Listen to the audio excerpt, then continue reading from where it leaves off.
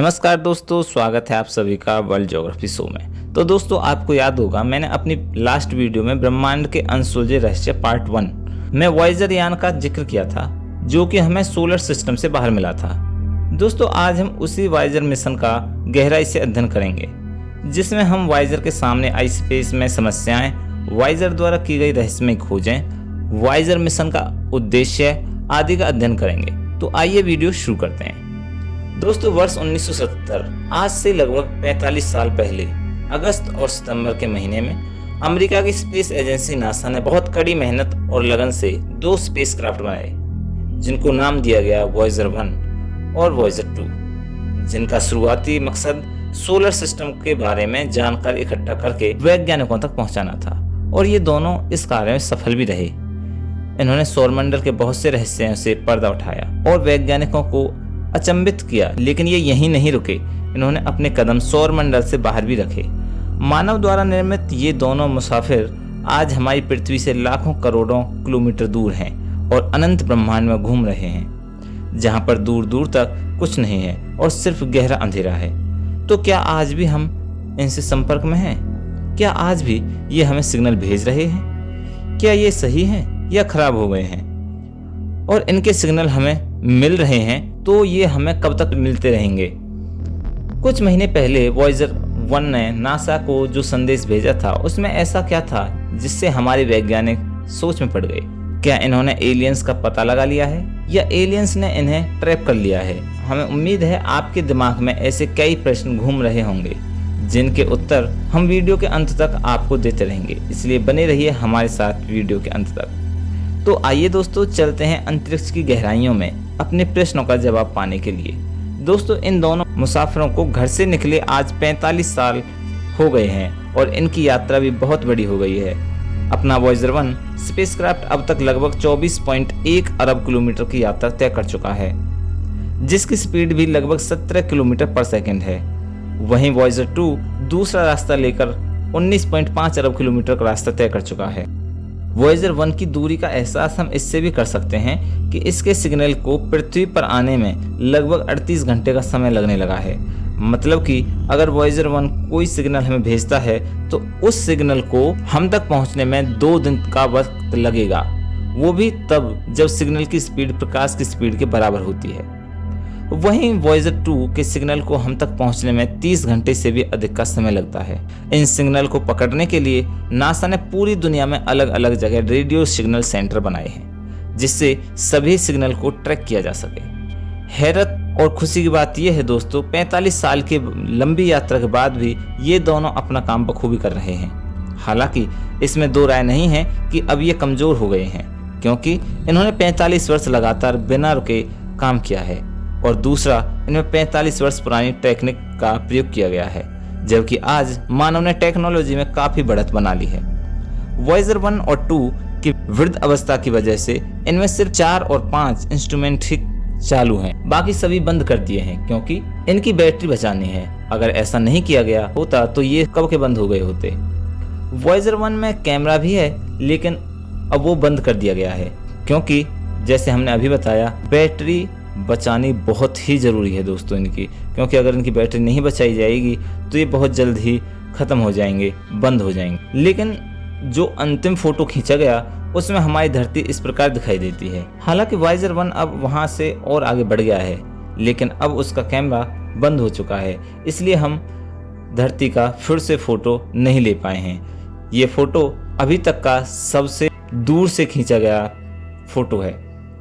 Voyager mission से शुरुआत से जुड़े वैज्ञानिक एडिसन कहते हैं कि आज वॉयेजर इतना दूर है कि वहां सिर्फ अंधकार और ठंड के अलावा कुछ नहीं दिखाई देता। वो बताते हैं कि वॉयेजर मिशन की शुरुआत 1972 में हुई और आज इस मिशन ने ब्रह्मांड के अनेक राज्यों से पर्दा उठाया है। यह मिशन वहां के बहुत सक्सेस रहा। बृहस्पति, वरुण, अरुण, शनि आदि ग्रहों के बारे में बड़ी ही दिलचस्प और हैरान कर देने वाली जानकारियां इन अंतरिक्ष मुसाफिरों ने हमें दी हैं। वॉयेजर हमसे जितना दूर होता जा रहा है, उतना ही एलियन से उसके मिलने की संभावनाएं बढ़ती जा रही हैं, और इसीलिए इनमें ग्रामाफोन लगाया गया है। इसका मकसद था कि धरती के अलावा जिंदगी कहीं जरूर मिलेगी, और अगर ऐसा हुआ और उन्हें हमारा वॉयेजर मिल जाए तो वो वॉयेजर से हमारी इंसानी सभ्यता की झलक देख सकें। इसलिए यह सिर्फ एक स्पेस मिशन नहीं, अपितु ब्रह्मांड में मानव का होने का संदेश भी है। हमारा ये संदेश ग्रामोफोन में है और ये ग्रामोफोन की प्लेट तांबे से बनी है, जिसमें ये प्रिंट 1 अरब साल तक रहेंगे। और इस बीच अगर ब्रह्मांड की कोई सभ्यता हमारे वॉयेजर से संपर्क में आती है तो वो मानव के इस संदेश को डिकोड कर सकती है और हमारे पास संदेश पहुंचाने की कोशिश कर सकती है, जिससे कि हम एक नई सभ्यता का पता लगा सकेंगे। नासा के सीनियर वैज्ञानिक एडिस्टन कहते हैं कि इस मिशन को 1977 में लॉन्च करने की कुछ विशेष वजह थी, क्योंकि इस वर्ष सौरमंडल के सभी बड़े ग्रह कुछ ऐसी स्थिति में थे कि वॉयेजर सभी बड़े ग्रहों से होते हुए निकला।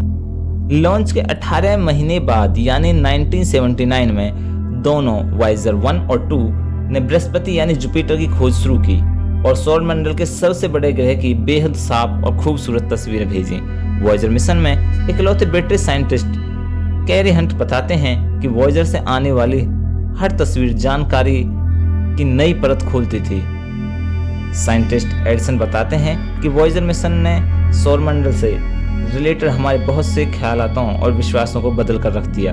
जैसे वॉयेजर मिशन से पहले हम सिर्फ यही सोचते थे कि समंदर और महासागर सिर्फ धरती पर हैं, लेकिन वॉयेजर के द्वारा यूरोपा की भेजी तस्वीरें ने इसका खंडन कर दिया। वहीं हम सोचते थे कि ज्वालामुखी सिर्फ पृथ्वी पर मौजूद है, परंतु वॉयेजर मिशन से पता चला कि जुपिटर के एक उपग्रह पर भी ज्वालामुखी है।